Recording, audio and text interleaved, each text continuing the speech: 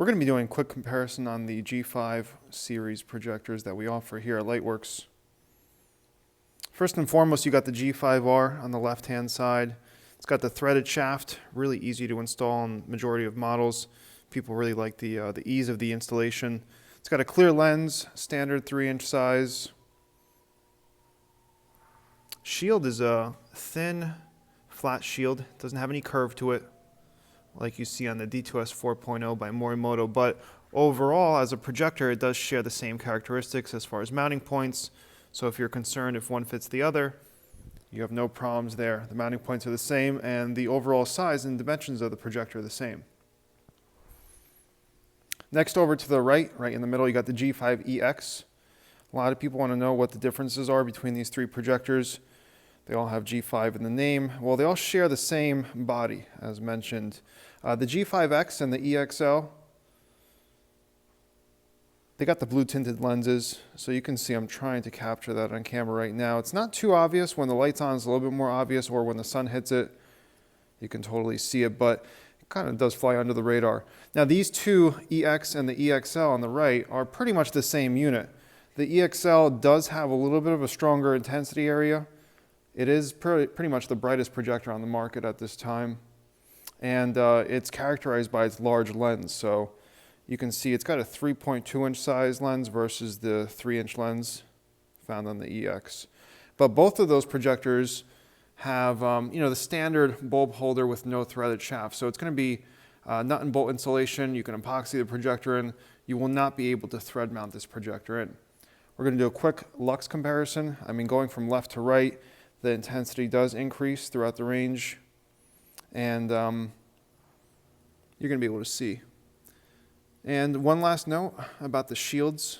You can see the EX and the EXL share the same shield. The G5-R does not. That shield is found in the D2S 3.0 or the TLR projector. It's a common shield that's used.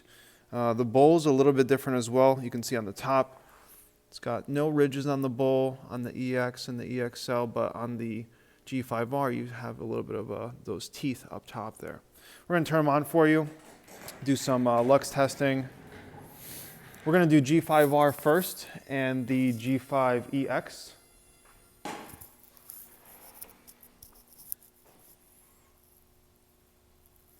And all these have Osram CBI bulbs, brand new, and OEM Denso ballast. These warm up quickly, so they're good for our comparisons.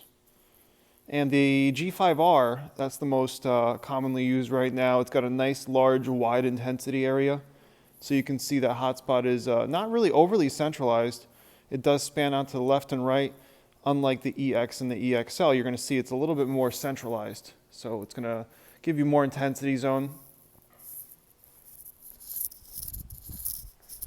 Do a quick Lux test right now. We're going to take peak readings. And we're seeing about 508, 513 on the G5-R and the Osram CBI bulbs. And we're going to do a quick comparison with the EX right now and the G5-R just to show you the beam pattern and the difference. Because most customers ask about this difference right here. And you can see the EX has a stronger hotspot, but it is a little bit more centralized and it doesn't have that with the intensity area. But we're going to take a quick reading on the Lux meter with the EX alone. So G5-R hit about 508, I think, and you can see the EX is hitting about, depending on where you see it, I would say the max intensity is right at about 720. And the final comparison is with the EX and the EXL. And the shield type is the same, the bowl type is the same. However, they managed to extract even more performance out of the EXL, and that's the strongest performing projector on the market right now in terms of sheer intensity. So EXL, you can see it's on the top. It's a little bit brighter. It's hard to see in person. EX hit 720, and you're going to see the EXL is an absolute beast. This is 35 watt OEM Denso ballast, and it's hitting well over 1,000 lux. I think we saw about 1070 at its maximum. And we'll show you a high beam shot right now as well. And it's hitting about 1600 lux on the wall here. So Nothing beats this projector in terms of its overall maximum intensity, but you do have that concentrated hotspot. So a little bit better for distance, but you do sacrifice the width. So we hope this helps make a decision on your end on which projector to go with. And if you guys have any questions, just feel free to ask on here. Thanks again.